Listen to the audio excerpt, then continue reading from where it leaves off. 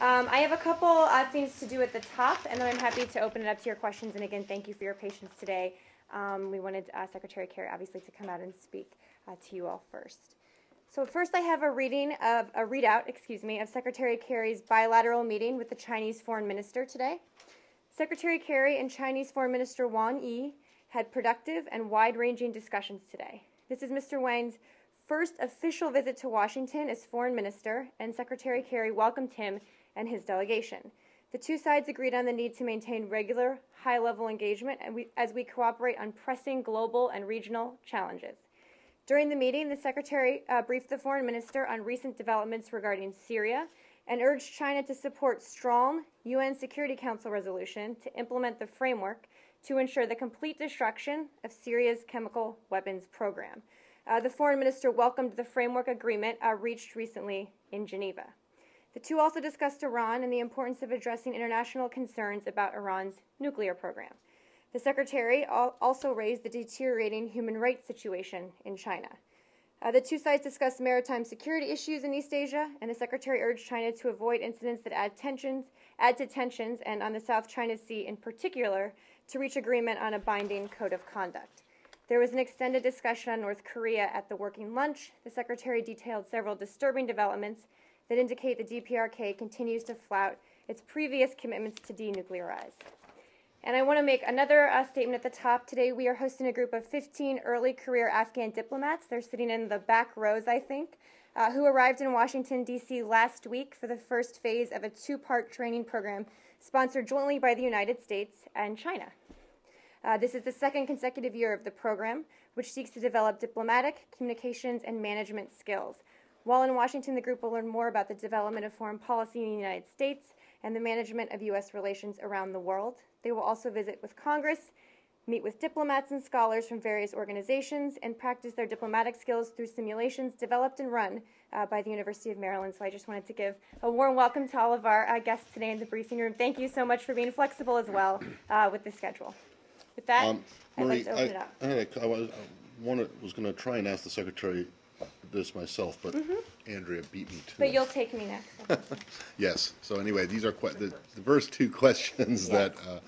first couple of questions I wanted to ask him. One, why did he feel the need, or why did the administration feel the need to come down to have him give a statement in full defense or full support of the UN finding? Was this because of the allegations made by President Putin and President Assad in various interviews over the last couple of days? And secondly, does the administration believe that the UN report in itself, by itself, absent your own intelligence findings, is enough to justify the credible threat of force against the Assad regime? Well, on the first question, it's not in response to anything specific. I think the Secretary wanted to make clear some key points about the UN report, which came out earlier this week, which we've had a little chance to talk about, but he believed was very important to highlight, particularly given the ongoing Security Council negotiations and also, of course, heading into UNGA. So we thought it was an important time diplomatically for him to make a strong statement about what the UN report shows. The UN's already spoken to it, but of course the Secretary wanted to speak to it as well. On the second question, it's a hypothetical that quite frankly just doesn't exist. We think that our intelligence case that we've laid out is a very strong one. We have high confidence in it. And we've declassified an unprecedented amount of information with that report. So that intelligence case, coupled with, as you heard the Secretary say, the UN report, presents a picture of exactly what happened on the 21st. Right. But do you think that the UN report in and of itself is enough to justify the administration's stance on threatening the use of force? Well, we're certainly not justifying our policy based on any one report. We have developed a policy based on our own intelligence case, on our national security interest, and the UN report, as you heard the Secretary say, plays an important role in that. The reason that I'm asking, the reason I'm so interested in this is because I don't really get it, because the administration spent the entire last week of August bad-mouthing this report, saying it couldn't achieve anything. And now, all of a sudden, it seems to be, you think it's the bee's knees. I like your characterization. August 27th, We've reached a point now where we believe too much time has passed for the investigation to be credible. We believe too long of a time has passed for it to be credible. We believe that August 28th. We believe that it's too late for the UN inspection to be credible. Again, on August 28th, we believe the UN inspection has passed the point where it can be credible. And again, I'm going to repeat, let's be clear, they cannot determine by mandate culpability. They can only determine whether a chemical weapons attack happened. That was you speaking in this room. I recognize those words. Good. Is there a question? But, yeah, what happened? Why is this now the Bible? Points. Why is this the gold standard when you spent those 2 days at least, and others did as well, just trashing the whole idea? It certainly sounds as though, or looks as though, you didn't like it when you didn't know what it was going to say. Absolutely not, But Matt. now, okay, then explain to me how it is that it's now credible when too much time had passed for it to be incredible. So let's just take a step back and make a couple points. First, the point on culpability remains. The UN report does not by itself determine culpability. That's not its mandate. Right. What Well, the except that the Secretary said that it confirmed that the Assad regime carried out the attack. So what is included in the UN report, and then he went and laid out all of the reasons why it did. But we're all clear that it doesn't assign blame or culpability. Okay. So that hasn't changed. What we said at the time, and I said a lot of things on those few days about the UN report, so let's walk back through some of the other quotes I said, that we didn't want the regime to use this as a stalling tactic, that at that time that I made those comments, they were shelling the area, this safety situation on the ground just wasn't good for the UN inspectors, and at that point we weren't sure that we could go forward with the inspection and get a report from it.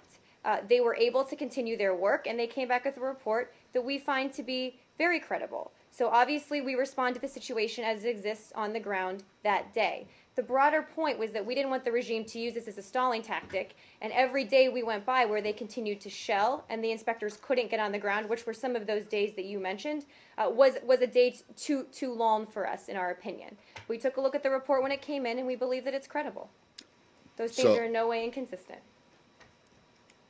The reason that you said that it wasn't credible at the time, or wouldn't be credible, was because too much time had passed between the actual you're attack. cherry picking parts of quotes. We said that they had been shelling, that they were refusing to allow inspectors in. The Secretary mentioned, let me finish, Matt, and then you can follow up with me. The Secretary mentioned the interviews they'd done, which actually wasn't related to what, collecting evidence on the ground. They were able to do interviews with survivors, with people that had treated the wounded, and they were able to get information that way as well. They were also later able to analyze some of the things he talked about in terms of scientific evidence. So we are where we are today. We have a report that we believe is credible and only backs up everything we've been saying about our intelligence case since the beginning. Well, I just don't understand how you can say on August 28th, we believe it's too late for the UN inspection to be credible, and now to say on September 19th that it is credible, because nothing changed in that. Everything has actually changed in that time period, Matt. As we've talked about in this room, a lot has changed on this issue. The time between the 21st, when the attack happened, and when the inspectors got in and started to do their jobs, has not gotten shorter. But that was in the broader context. If it was too late on August 28th, then it's too late on September 19th. The broader context, Matt, matters here. That what we saw was shelling and destruction, systematic destruction of evidence. And that at that point, we weren't sure if the inspectors were going to get access to any usable intelligence. Hold on a second. You weren't sure. No, you said that they wouldn't. You said that it's I'm too not late going to for the parse words investigation. from 2 weeks ago, Matt. I'm just not going to go down this road for 15 minutes with you. All right. We were at a point then when it was unclear what kind of access the inspectors would get. When it was unclear if there was any way they would get credible evidence. When it was unclear what the report would say, when you weren't sure that it would agree with what your findings were, you thought that it was not credible. In no way is that the case. We were confident from the beginning in our intelligence assessment about what happened here on the 21st. We in no way thought that the UN report would say that sarin wasn't used. Again, this is just a question about whether chemical weapons were used, which, to be frank, since August 21st, there hasn't been doubt in people's minds about whether chemical weapons were used here.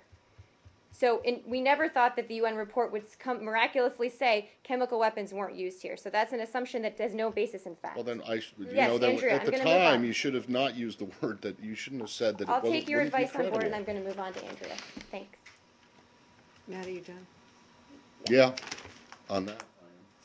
Let me ask a follow-up question on Iran, because President Rouhani suggested that he has negotiating authority in the foreign ministry, which would be a change. And I'm wondering, first, whether that represents a positive sign, since we've all gone down this road before and found that the Supreme Leader vetoed past agreements. Thank you for the question. A couple points on this, that the President and the Secretary both believe that there's an opportunity for diplomacy right now. We hope the Iranian government takes advantage of this opportunity. The world has heard a lot from President Rouhani's administration about its desire to improve Iran's relations with the international community, and President Obama and the Secretary certainly believe that we should test that assertion. We welcome the new administration's change in rhetoric. However, as we've said repeatedly, there's a difference between rhetoric and action.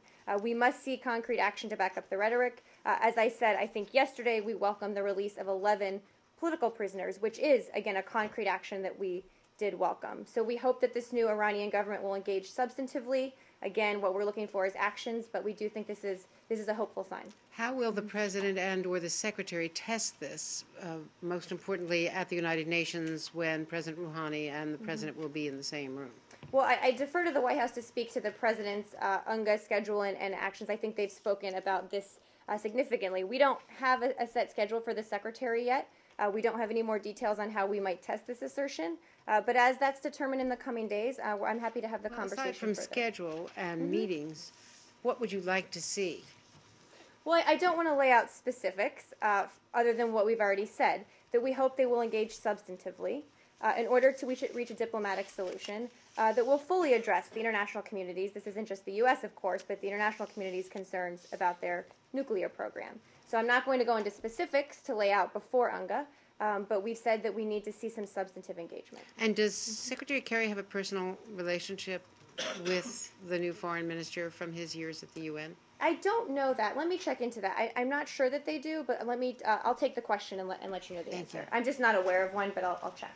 Just sticking with this, and then there's other Syria questions, I believe. But yesterday I asked whether you knew whether Rouhani had asked for a meeting with Kerry, and you said you'd check on that. Do you have an answer on that? I don't have any additional scheduling updates. I don't have anything further about whether meetings have been requested. I just don't have additional information. Can you let us know whether? Sorry. Could you let us I'll know endeavor to whether get an answer if I can share it. whether they've reached out to us, given the exchange of letters by the presidents I'm earlier? happy to dive into this a little deeper and see what I can share. Can we go back to Syria, Yes, please? of course.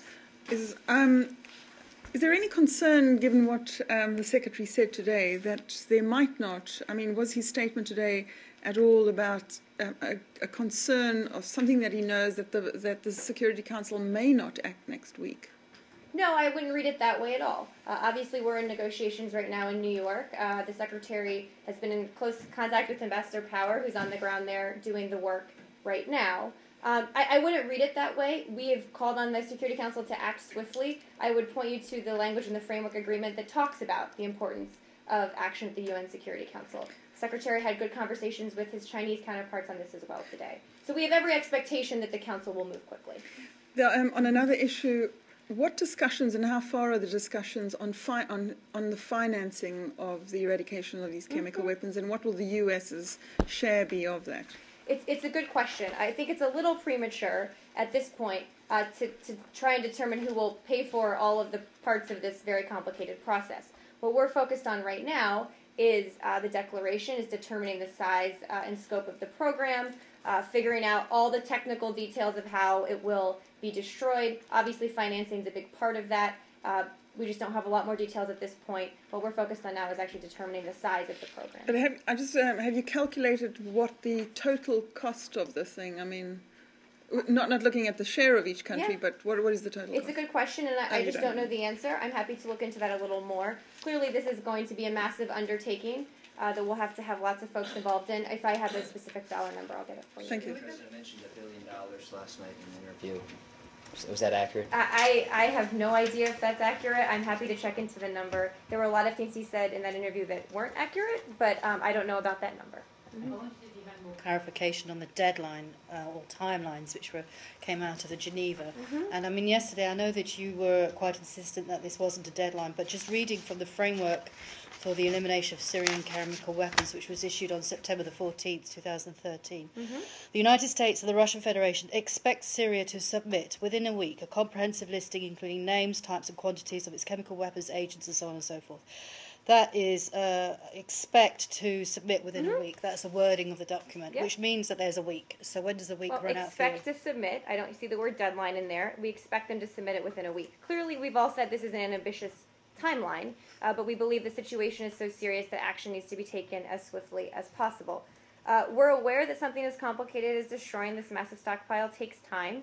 And again, we would note that the framework does set out a timeline, but it says that we should expect to see it within that time frame. And as I said to Matt yesterday, if we're sitting here on Monday and haven't seen anything, I'm happy. Well, I guess we don't brief next week because we're at UNGA, but I'm happy to engage with it next week as well. We're moving forward with the timeline, and again, we think this needs to happen as swiftly as possible. So you don't have I mean, if it slips into, say, Saturday of the following week, Saturday 28th of September, is that still acceptable? I'm not going to lay out what is and isn't acceptable. Clearly, we expect to move forward based on this timeline. I don't want to get ahead of where we are.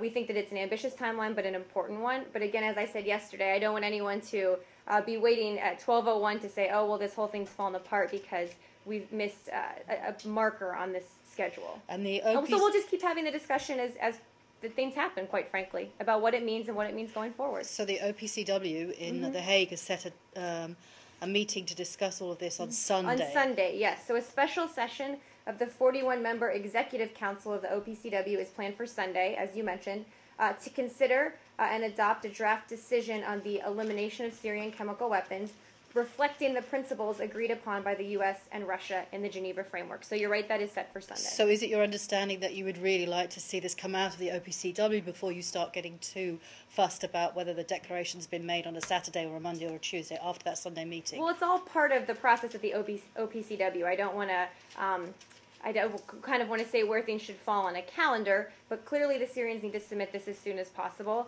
We want the OPCW to move quickly, and then the UN Security Council after that to move And technically they submit it to you, to the Russians, or to the OPCW? quickly. The The Syrians? declaration. Yeah. It's my understanding they submit it to the OPCW. Okay. Yes. Well, is there any place for them to, I guess they could, and they could submit it right now, right? I mean, it's not like it's closed for business or something. The OPCW? I mean, they don't have to wait until Sunday. In other words, No. that's what I'm getting at. No. Do you know if the OPCW executive, whatever it's called, Council? the council, has ever had a special session before? I don't know. I'm happy to look into it. And other than approving, presumably approving this agreement and accepting responsibility for it, I would assume, is that, well, actually, let me make that a question.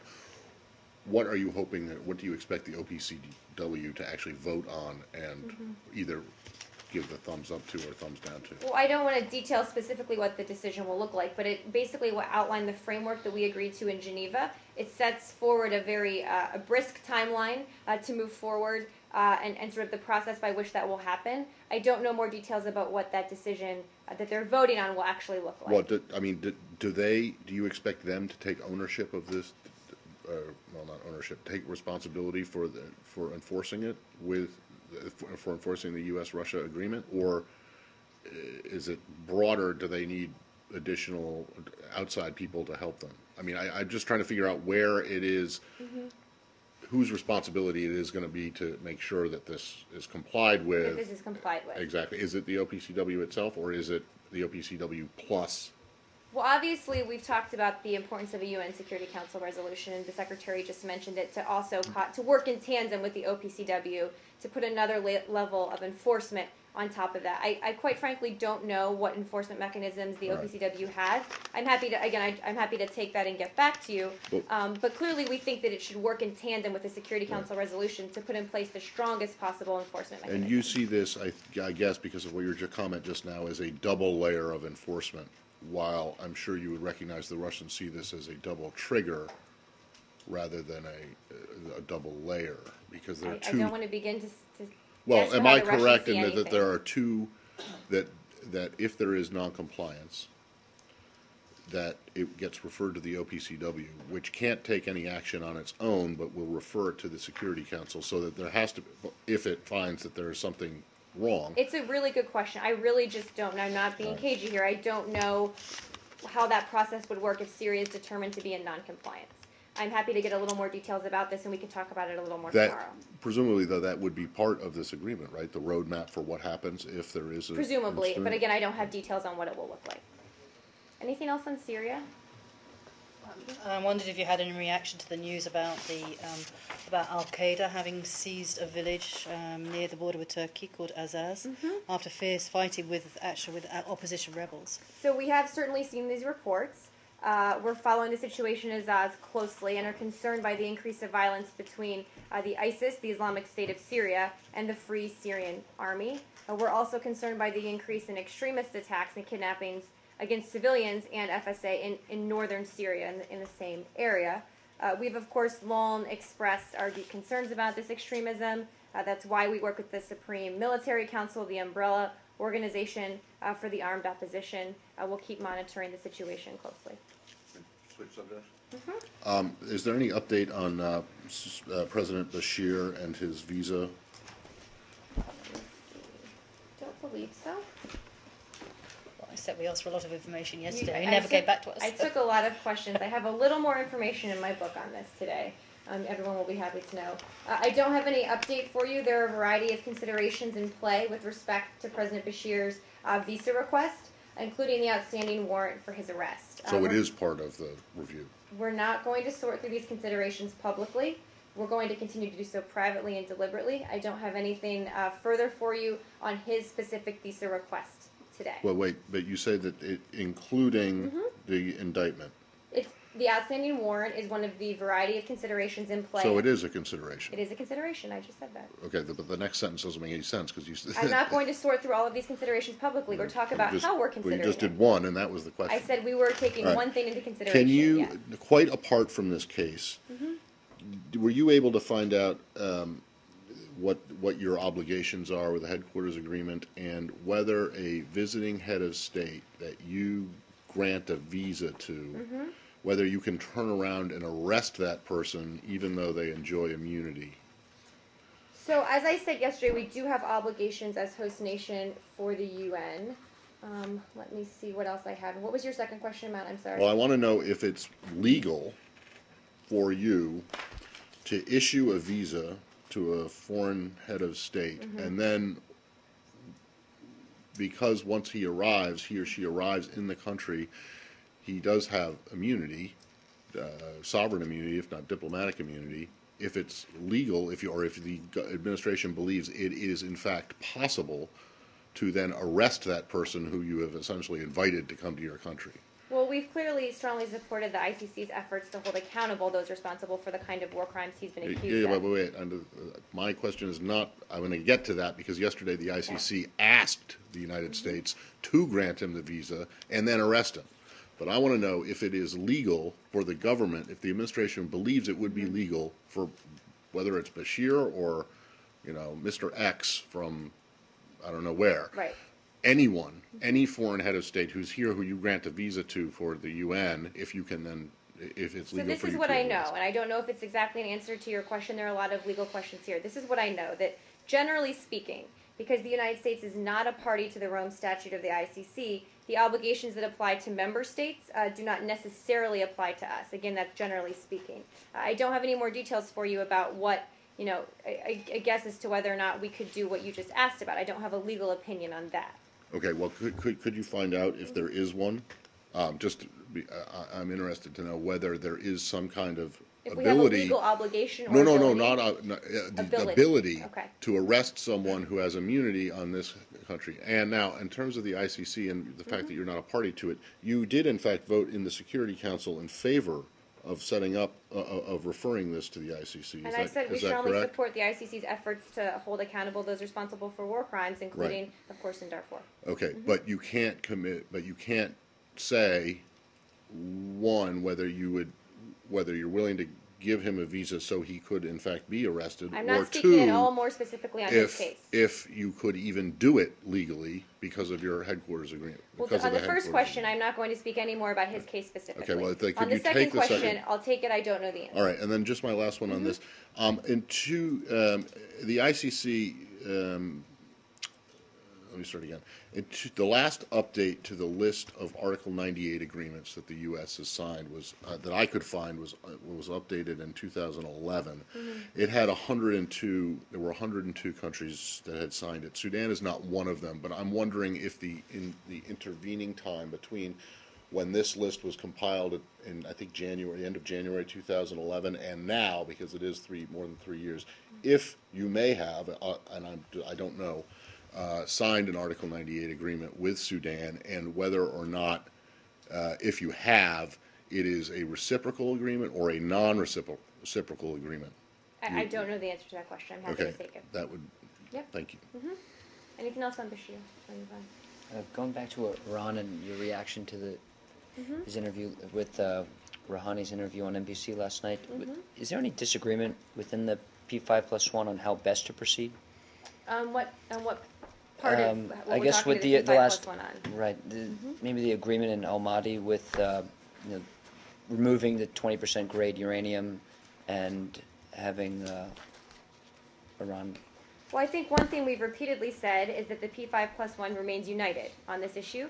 Obviously, we've talked about that a lot in this room. That hasn't changed. And is the offer still there, or has a new package been crafted? Well, we have put on the table a plan or a proposal, and we've been waiting on the Iranian government to respond substantively. We haven't seen that substantive response yet. As I said, we hope that this new administration will take advantage of this opportunity to engage substantively on our proposal to move forward on this issue with the P5+1. And No, go for it. please. Everyone's so polite Still today. on Iran, is that we know that you're still working out your scheduling, but do you think a meeting somehow, I mean, even if the president probably hasn't got time, but with Rouhani would be helpful at this stage? I don't want to venture to guess an answer to that question. We've said repeatedly, the president said it when he was running for office the first time, and we've said it since then, that we've always been open to direct talks with the Iranians. But I don't want to venture a guess about what that might look like. We've just said we're open to it. Again, that offer remains on the table. Sorry, can we go back? I'm skipping about all over the place, but It's talking okay. about meetings, and I wonondered, if you had any more indication of the Lavrov meeting? I don't. I'm Okay. sorry. I know we're trying to get everything scheduled for UNGA. It's a work in progress. Okay, and A I wondered, massive undertaking. I wondered if you could give us a little bit more information about the meeting with the Syrian opposition that was announced by By the French Foreign Minister Fabius. I don't have any more details on that. I'm happy to take the question. Again, I know we're working out all of these details, and I can hopefully get something for you later today or by tomorrow. Okay. I just don't have any. I haven't heard anything new on that since we last No, I talked haven't. I about just it. wondered where we were with it, because I know the invitations had apparently been sent out, which were obviously, presumably, to all the UNGA members, which would obviously include Syria as well. So. I will definitely check on it. I just don't have an update. And kind of on that subject, has Foreign Minister Muallim or any other Syrian official applied for a visa to come? I don't know the answer to that question. I'm happy to take that as well. Thank you. Thank you. Yeah. Sorry, going back to Iran one more Okay, time. we can Just skip wanted around. to It's fine. check on the reports. Well, it's been confirmed, the exchange of letters between Presidents Obama and Rouhani. There are reports out that the President Obama's letter was delivered to the Iranians under the auspices of the Sultan of Oman. Are you able to comment on that, or how the letter was transmitted to? I think I would refer you to my colleagues at the White House to talk about any details on those reports. Anything else? I have one more. Hold on, we have one more back here too. Yes. Yes. Ambassador Patterson was over on the Hill today. She Yes. said the review of the assistance program was actually still ongoing. Correct. Yes. At the very least, hope to, quote, modernize aspects of the program. I'm wondering if you could shed some light on where that process is and what you might mean by modernizing. Well, the process is ongoing. And as the president said, I can't even remember when it was now, but several weeks ago, that business can't continue as usual when we see what's happened in Egypt over the past several weeks and indeed months. So we're working right now to review our whole policy towards Egypt. Obviously, that's bigger than just assistance, but that's the discussion that's going on right now. We believe it's an important relationship, but we're taking stock of it, and when we have decisions and something to announce, we will do so. Yes, or go in the middle and then I'll come up to you. Yeah. You may have covered this yesterday, so I apologize. You in need to advance. speak up a little, sorry. You may have covered this yesterday, so I apologize in advance Okay. if you have. But I understand that you guys don't have numbers of Americans stuck in Acapulco, but I just wanted to ask if you can say if you've heard from, if you've been contacted by any Americans who... I did not cover this yesterday. Okay. So we can confirm that due to severe weather conditions, the airport in Acapulco and the road leading to it were temporarily out of service. I think this is part of what prompted some of these questions. Our consular agent in Acapulco assisted U.S. travelers with arranging new flights. stands ready to continue doing so as long as necessary. Citizens abroad aren't required to register their presence, so we actually don't have a comprehensive list of everyone overseas, and obviously the estimates may vary. I don't have any more details on it than that. Okay, thanks. Thank you, though. Yes, up here. On Greece, Yes. Maria, do you have any comment on the assassination of the leftist activist in Greece committed by a member of the Golden Dawn? It's a party, as you maybe know, with ties to Nazi organizations in Europe. Yes, thank you for the question. We are aware of these press reports of the recent killing and the demonstrations that followed to protest the stabbing. We condemn such violence and express our deepest condolences to the victim's family. For more details, I would obviously refer you to the Greek authorities. Thank you. Yes, back here. I have two questions on the U.S.-China meeting today. Mm-hmm. You said Secretary Kerry urged China to support the strong resolution on Syria. Mm-hmm. And could you possibly describe the reaction of the Chinese delegation? Well, I'm not going to read out the meeting further. It was a very productive, it was a good discussion. Obviously, these negotiations about a resolution have been ongoing, and the Secretary and the Foreign Minister have a good relationship. I'm not going to further parse what people's reactions were, but I will say that it was a very productive discussion, and Syria was a big focus. And another question is on North Korea. Minister Wang Yi said at the beginning of the meeting that he would like to work with U.S. to resume six-party talks, and he also said he was confident to reach new important agreement to resume the six-party talks. What was your position on this? Well, our position on this hasn't changed, and I would refer you to him to explain his comments. We've said that the onus is on North Korea to take meaningful actions towards denuclearization. As we all know, the DPRK has committed on numerous occasions, and he reminded us that today was actually the anniversary of the joint statement of the six-party talks. We're going to keep working with China and other partners in the region to address this issue. I don't have anything further for you on what he meant by those comments. I'd let him speak for himself. I'll go, and then I'll go to you, Lucas. I'm Yep. just curious, how long has the Secretary known the Foreign Ministry? I don't know. So the, They have a I good mean, relationship. I know, I've but been so in how several far- meetings with both of them now, and I don't know. I can take the question. I'm just curious, did this go back to his Senate days? I don't know the answer. But the Secretary did make a comment at the top of his remarks today about how the Foreign Minister had been, I think, a visiting student at Georgetown some time ago and welcomed him back to Hoya Washington. Saxa. Were you able to get were you able to rip some more clarity out of the NEA on your message to the Bahrainis? I'm sure they'll appreciate your characterization of this. Sure they will. I do have a little bit more on this today, so let's engage in this discussion again. It doesn't need to be a discussion. I just would No. just And like actually, to I get a would straight like to answer. clarify. I know there was a lot of discussion about this yesterday, and I don't want there to be any confusion. We've been overall disappointed by recent events that have eroded the prospects for dialogue in Bahrain. We urge the government to uphold its obligations. We talked yesterday about the opposition a lot, but I'm urging the government, we are urging the government, to uphold its obligations to protect the freedoms of assembly, association, and expression. We also, again, call on all parties to reaffirm their commitment to nonviolence and to take steps that promote rather than erode mutual confidence in order for the talks to resume. We continue, I know we've talked about this a little bit in here, to be concerned by the government of Bahrain's recent decrees that place limits on assembly. I think I was asked about that a few weeks ago. And regulate political groups' communication with foreign governments, which constrain the exercise of freedoms of expression and association. We've called on the government to rescind it, and I'm happy to do so again today.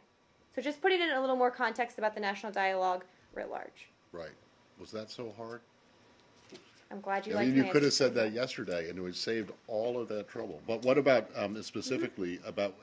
Has there been a message given to the Bahraini government specifically about this opposition leader who they busted the other day? Well, I'm not going to comment on any private discussions we've had, but with respect to his detention, obviously we're closely following the case. We call on the government of Bahrain, generally speaking, to abide by its commitment to protecting freedom of expression and also to respect detainees' rights to due process in all cases and to transparent judicial proceedings, including fair trials, access to attorneys, and verdicts based on credible evidence conducted in full accordance with Bahraini law and Bahrain's international legal obligations. Okay. Yesterday you said that there it would be raised with the Bahraini authorities. Do you know if I in don't fact? know if it has been yet. I will double check.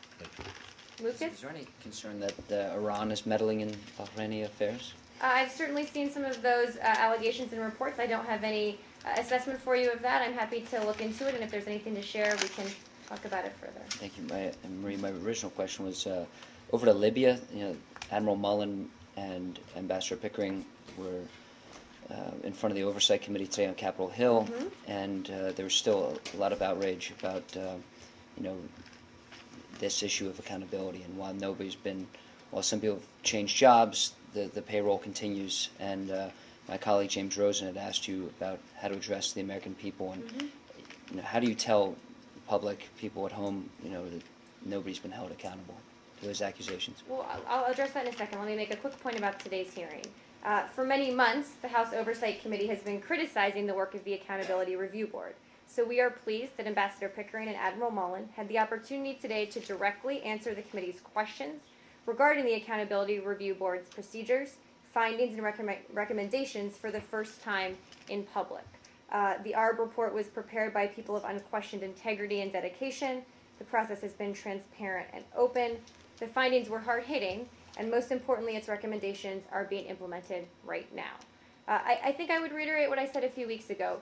There were 4 people identified that the Secretary made decisions on in terms of their employment. I don't want to go over that whole discussion again, but we've been clear about a few things. First, that the people responsible for the deaths of 4 Americans are the terrorists themselves. We are doing everything we can to find and bring those responsible to justice. Everybody's been clear about that. Where there were deficiencies noted, which there were in the ARB, we're taking steps to remedy them. We've talked a lot about ARB implementation here. Where people individually were singled out to be looked at further in terms of their employment, the Secretary did that as well. Nobody, more than the people in this building and the State Department officials around the world, share the grief of these families more. These were members of our family. Every time people walk in this building, they see their names on that wall. And it is still, to this day, more than a year later, heartbreaking for everybody here. So I don't think anyone here takes it lightly. If we could wave a magic wand and point to one thing that could have been done differently, that could have prevented this, we would all love to. But we can't. And we need to focus on the Accountability Review Board, who took an independent, objective look at what happened, and now focus, quite frankly, on moving forward to enhance our security and hopefully prevent situations like this from happening in the future. Well, it seems the only side that was hard-hitting were the terrorists. You mentioned deficiencies in light of our visitors here from Afghanistan in the back row. 6 days ago, one of our consulates was attacked in Herat, and I was wondering if that consulate met the same standard of security that the one in Benghazi did, and if these deficiencies were made, why did this attack take place? I would note that we have talked a lot about ARB implementation here. As we talked about Herat a little bit as well, that the security situation in Herat actually performed well in this situation, that the attackers were not able to breach the interior perimeter, that the attackers were neutralized, that no American lives were lost. Of course, we mourn the loss of those working with us from third countries. We are grateful, I should note, for the quick response of the Afghan and ISAF security forces who secured the facility and kept our personnel safe. So I think it underscores the fact that we operate in very dangerous places. This is our job. Our job is to go out there all around the world, even when it's hard, even when it's dangerous, and do the tough work of diplomacy. But what is incumbent upon us here, and you heard Pat Kennedy yesterday up on the Hill as well talking about this, is to take every step to secure our people and remain squarely focused on that, not on finger pointing, not on politics, but on how we keep our people safe in the best possible manner. And lastly, speaking of the independence of the ARB, one of the questions posed to Admiral Mullen was why did he kind of pre-brief or give a draft of the ARB to Cheryl Mills to presumably hand over to Secretary Clinton? I think you're combining a couple questions here. I didn't get to watch the whole hearing, but I saw some of this come up. As Admiral Mullen's testimony made clear today, his conversation with Ms. Mills was not in reference to an upcoming ARB interview, had no impact on the ARB's work, period. The ARB's work has been described by those who appeared before it as penetrating, specific, critical, very tough, and, quote, the opposite of a whitewash. In short, there's no question that it was independent. This, I think, was a question about a potential witness before Congress with Ms. Mills, and I would note that the State Department's witness did not, in fact, change after that conversation. I think it was a warning. It was Charlene Lamb's appearance. And she still appeared. I know. Said she'd be weak. I think the facts speak for themselves there, that she still appeared. Can I ask two things related to this? One is it you said at the beginning in your opening to the answer that the committee has been critical of the ARB. Is it this building's view that the whole committee has actually been critical, or is it just members of the committee, certain members of the committee? Yes. And secondly, you said something in there about if a magic wand to find this building. I mean, a magic wand to find out what's wrong or what went wrong. I think I want to make sure I heard you right. That you were referring to a magic wand that could go back and change what happened in Benghazi. I was referring to the fact that if we could point to one deficiency, if we could point to one thing and say if only that had been done differently and these 4 Americans would still be here, we all wish we could do that. Right. But that's not reality. We have to right. look at the facts as they are.